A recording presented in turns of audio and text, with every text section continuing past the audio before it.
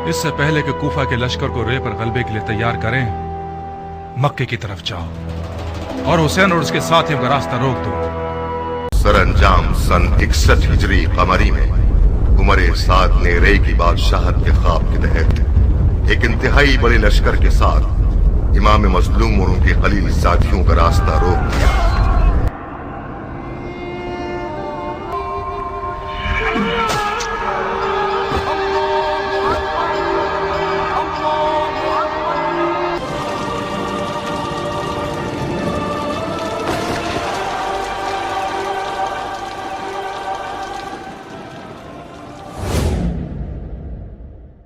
اللہ کے نبی صلی اللہ علیہ وسلم پر ایمان لانے کے باوجود بھی یزید اتنا ظالم انسان کیوں تھا؟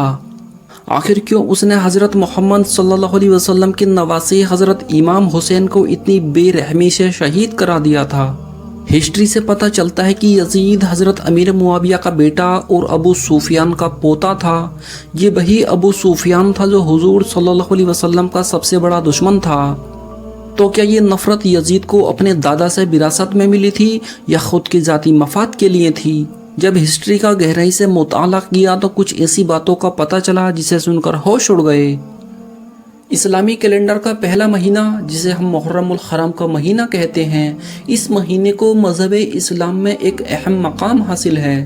اس مہینے کے اہم ہونے کے ویسے تو کئی سارے ریزن ہیں، لیکن سب سے بڑی وجہ اللہ کے آخری نبی حضرت محمد صلی اللہ علیہ وسلم کے نواسے حضرت امام حسین کا اسی مہینے میں شہید ہونا ہے۔ جب بھی محرم کا مہینہ آتا ہے، آپ کو حضرت امام حسین سے ریلیٹڈ بہت سے ایسے واقعات سننے کو ملتے ہیں جن سے یہ پتہ چلتا ہے کہ کربلا کے میدان میں حق اور باطل کی جنگ ہوئی تھی، یعنی حضرت امام حسین کے 72 وفادار اور یزیدی فوج کے بیچ خطرناک جنگ ہوئی تھی، جہاں حضرت امام حسین نیک اور منصف انسان تھے، وہیں دوسری طرف یزید بدکار، غیر منصف اور ظالم قسم کا انسان تھا۔ اسی وجہ سے حضرت امام حسین نے یزید کی خلافت کو قبول نہیں کیا تھا۔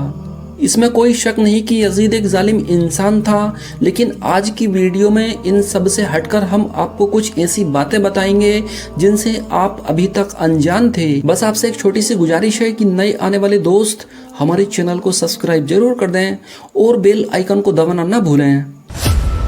کربلا کو کربلا کے شہنشاہ پر ناز ہے، سر کٹانے والے اس نواسے پر محمد کو ناز ہے۔ یوں تو لاکھوں سر جھکے سجدے میں لیکن حسین نے وہ سجدہ کیا جس پر خدا کو ناز ہے۔ اسلام کے سب سے آخری پیغمبر یعنی حضرت محمد صلی اللہ علیہ وسلم کے اس دنیا میں ظاہری طور پر پیدا ہونے سے بھی پہلے عرب دیش میں 2 خاندانی بھائی رہا کرتے تھے، جن میں سے ایک کا نام حاسم تھا اور ایک کا نام امیہ تھا۔ حاسم کے گھر والوں کو ہی اس دور میں اللہ کے گھر یعنی کعبہ شریف کے نظام کو سنبھالنے کی ذمہ داری تھی، یعنی حاسم کے گھر والے ہی کعبہ شریف کے سارے انتظام دیکھا کرتے تھے۔ حاسم بہت نیک انسان تھے، ان کا اخلاق ایسا تھا کہ جو بھی ان سے ایک بار ملا کرتا اس کے دل میں ان کے لیے محبت پیدا ہو جایا کرتی تھی۔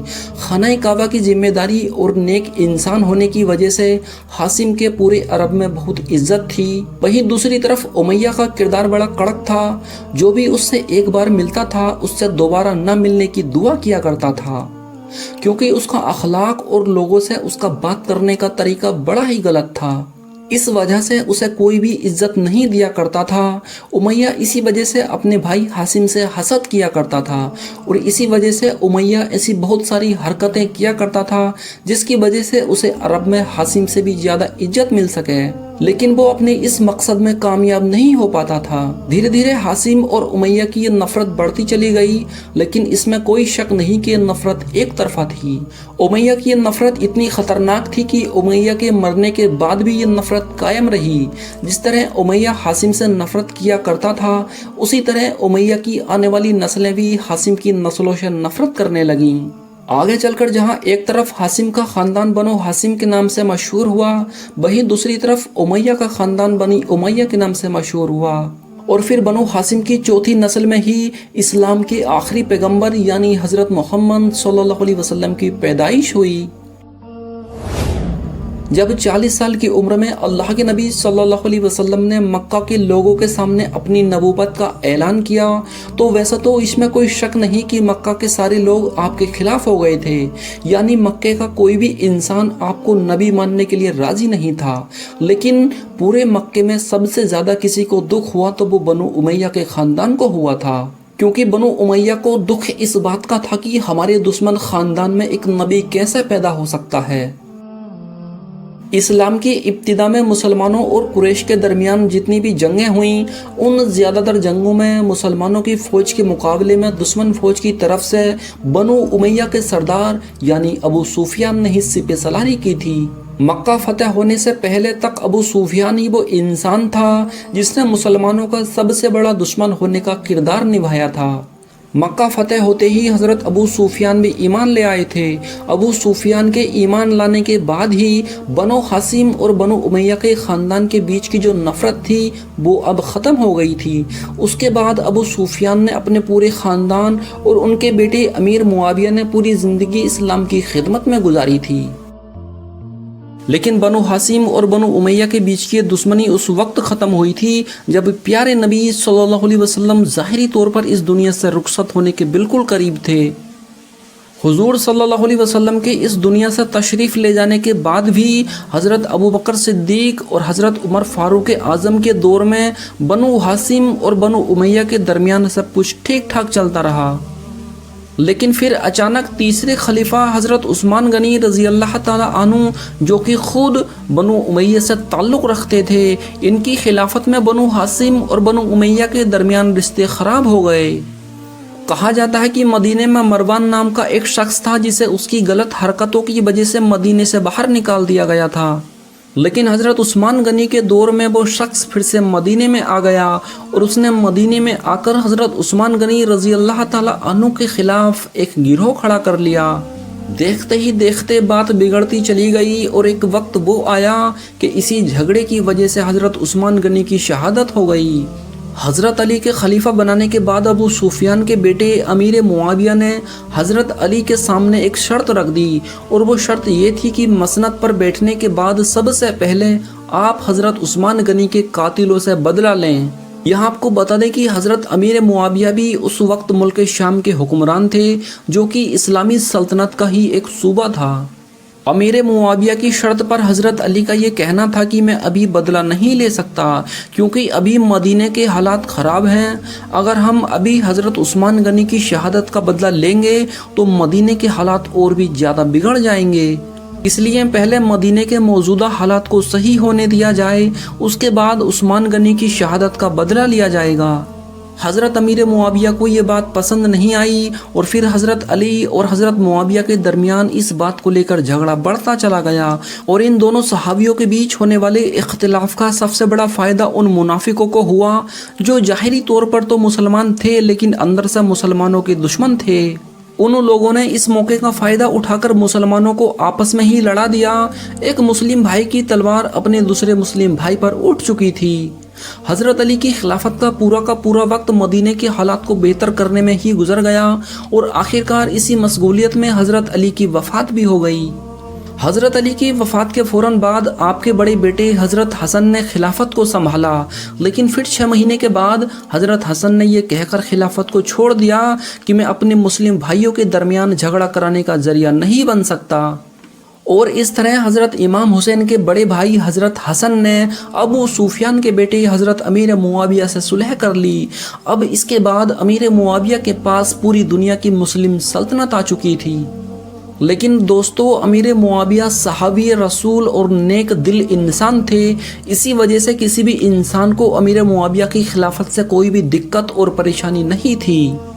لیکن جب امیر معاویہ کے بعد ان کا بیٹا یزید تخت پر بیٹھا تو مسلم قوم میں ایک طوفان آ گیا، کیونکہ یزید تو خلافت کے لائق ہی نہیں تھا۔ یزید ہر وہ برے کام کیا کرتا تھا جو اسلامی قانون کے خلاف تھے۔ یزید کے بارے میں بہت سارے اتہاس کار الگ الگ باتیں لکھتے ہیں، کوئی اسے شرابی بتاتا ہے، کوئی اسے زناکار بتاتا ہے، لیکن دوستو ساری باتیں اس بات پر متفق ہیں کہ یزید خلافت کے لائق ہی نہیں تھا، اور یہی وجہ تھی کہ حضرت امام حسین نے یزید کی مخالفت کی۔ لاکھ دباؤ میں آ کر بھی حضرت امام حسین نے یزید کی بیعت قبول نہیں کی اور پھر اسلام کے آخری پیغمبر حضرت محمد صلی اللہ علیہ وسلم کے نواسے اور حضرت علی کے بیٹے حضرت امام حسین نے یزید کی بیعت کرنے سے انکار کر دیا اور آپ مکہ شہر واپس آ گئے۔ جب تک امام حسین مکہ شہر واپس آئے تب تک زیادہ تر لوگوں کو یہ پتہ چل چکا تھا کہ حضرت امام حسین یزید کی حکومت سے متفق نہیں ہیں۔ اسی وجہ سے حضرت امام حسین کو کوفہ شہر سے خط آنا شروع ہو گئے۔ آپ کو بتا دیں کہ کوفہ شہر میں حضرت علی کے وفاداروں کی تعداد بہت زیادہ تھی۔ اس کی وجہ یہ تھی کہ حضرت علی کے دور خلافت میں مسلم سلطنت کی جو راجدھانی تھی وہ کوفہ تھی، اس لیے حضرت علی کے چاہنے والوں کی تعداد کوفہ شہر میں بہت زیادہ تھی۔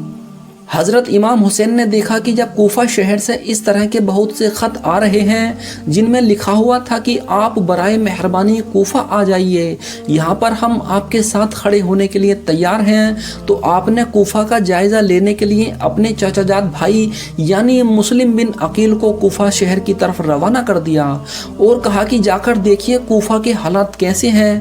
مسلم بن عقیل جب کوفہ شہر پہنچے تو وہاں کے حالات بہت اچھے تھے۔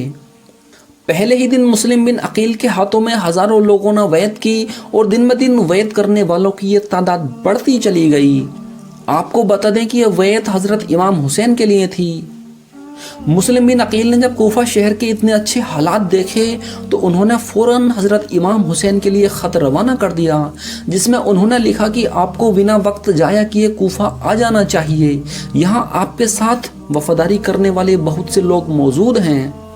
لیکن دوستو، جب تک مسلم بن عقیل نے حضرت امام حسین کے لیے خط لکھا تب تک یزید کو بھی کوفہ شہر کے حالات کے بارے میں خبر ہو چکی تھی۔ کوفہ کے ان حالاتوں کو دیکھ کر یزید کو یہ خطرہ محسوس ہونے لگا تھا کہ کہیں کوفہ کے لوگ میری سلطنت کا تختہ پلٹ نہ کر دیں۔ یزید نے فوراً اپنے سب سے زیادہ قریبی انسان کے جس کا نام ابن زیاد تھا اسے کوفہ کا گورنر بنا کر کوفہ کی طرف روانہ کر دیا۔ ابن زیاد بہت ہی ظالم انسان تھا، وہ ایک بہت بڑا لشکر لے کر کوفہ شہر میں داخل ہو گیا۔ وہاں پہنچ کر اس نے لوگوں کو ڈرانا دھمکانا شروع کر دیا۔ پہلے ہی دن کوفہ کے لوگوں کو یزید کے ظلم و ستم سے ڈرا کر حضرت امام حسین کا ساتھ دینے سے منع کر دیا۔ وہ لوگ جو اب سے 2 سے 3 دن پہلے تک حضرت امام حسین سے اپنی وفاداری کا دعویٰ کیا کرتے تھے، اب وہ لوگ حضرت امام حسین کا ساتھ چھوڑ چکے تھے۔ یزید کے ظلم کی وجہ سے کوفہ کے حالات صرف ایک ہی دن میں اتنے زیادہ خراب ہو گئے کہ حضرت امام حسین کے چچا جات بھائی یعنی کہ مسلم بن عقیل جنہیں کوفہ کے حالات کا جائزہ لینے کے لیے وہاں بھیجا گیا تھا، انہیں اب اپنی جان بچانا بھی مشکل پڑ گیا۔ انہیں اپنی جان بچانے کے لیے ایک بوڑھی عورت کے گھر میں پناہ لینی پڑی، لیکن اس بوڑھی عورت کے شوہر نے سپاہیوں کو اپنے گھر میں حضرت مسلم بن عقیل کی موجودگی کی خبر دے دی، جس کی وجہ سے حضرت مسلم بن عقیل کو گرفتار کر لیا گیا اور کچھ لمحے بعد ہی حضرت مسلم بن عقیل کو قتل کر دیا گیا۔ وہیں دوسری طرف حضرت مسلم بن عقیل کا بھیجا ہوا خط مکہ میں حضرت امام حسین تک پہنچ چکا تھا۔ حضرت امام حسین نے فوراً کوفہ جانے کی تیاری شروع کر دی۔ حضرت امام حسین اپنے تمام اہل خانہ کو ساتھ لے کر کوفہ کی طرف روانہ ہو گئے۔ جب آپ کوفہ شہر کے بالکل قریب پہنچ گئے تو آپ کو یزیدی فوج نے روکنے کی کوشش کی اور شہر میں داخل ہونے سے منع کر دیا۔ حضرت امام حسین نے فرمایا، میں تم لوگوں کے بلانے پر ہی تو کوفہ شہر میں آیا ہوں، اگر تم چاہتے ہو کہ میں کوفہ شہر نہ آؤں تو مجھے واپس جانے دو، میں واپس جانے کے لیے راضی ہوں۔ یزیدی فوج نے حضرت امام حسین کو کوفہ شہر میں داخل نہیں ہونے دیا، لہٰذا حضرت امام حسین نے اپنے پورے گھر والوں کے ساتھ یعنی اپنے پورے قافلے کے ساتھ اپنا راستہ بدل لیا۔ چلتے چلتے جب آپ ایک چٹیل میدان میں پہنچ گئے تو آپ نے جانے والے کسی انسان سے سوال کیا کہ یہ کون سی جگہ ہے۔ آپ کو جواب ملا کہ اس جگہ کو کربلا کہا جاتا ہے۔ آپ نے اپنے پورے لشکر کو حکم دیا کہ یہیں پر خیمہ لگا دیا جائے، لہٰذا اس طرح حضرت امام حسین کربلا میں پہنچ گئے۔ ادھر یزیدی فوج کو جب اس بات کا علم ہوا کہ حضرت امام حسین نے اپنا خیمہ کربلا میں لگا لیا ہے تو یزیدی فوج نے بھی فوراً کربلا پہنچنا شروع کر دیا۔ یزید کی جو فوج کربلا پہنچ رہی تھی اس کی سپہ سالاری ابن سعد کر رہا تھا۔ حضرت امام حسین نے ابن سعد سے کہا کہ یا تو تم مجھے یزید کے پاس لے چلو یا مجھے اپنے شہر مکہ واپس جانے دو، لیکن ابن سعد نے ان دونوں باتوں میں سے کوئی سی بھی بات قبول نہیں کی اور وہ آپ کو ویت کرنے پر ہی مجبور کرتا رہا، لیکن آپ نے اس کی ایک بھی بات نہیں مانی۔ اسی طرح دن گزرتے رہے اور 7 محرم کا دن آ گیا۔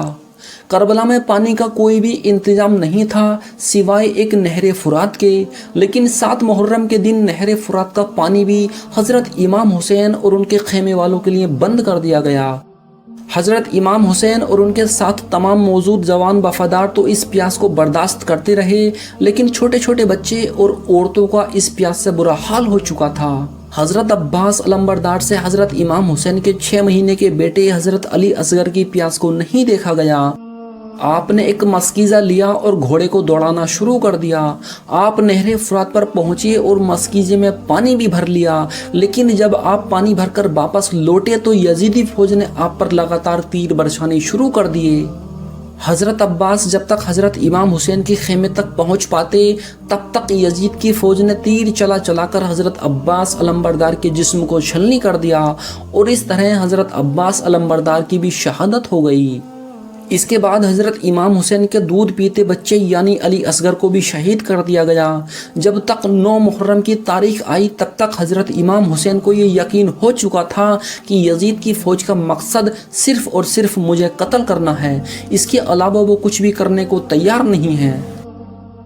اس لیے حضرت امام حسین نے 9 محرم کی رات میں اپنے تمام خیمے والوں کو ایک جگہ اکٹھا کیا اور آپ نے کہا کہ یہ بات تو طے ہو چکی ہے کہ یہاں پر موجود سبھی لوگ 1-2 دن کے اندر شہید کر دیے جائیں گے، اس لیے یہاں موجود آپ میں سے جو بھی ابھی یہاں سے واپس لوٹنا چاہتا ہے وہ لوٹ سکتا ہے۔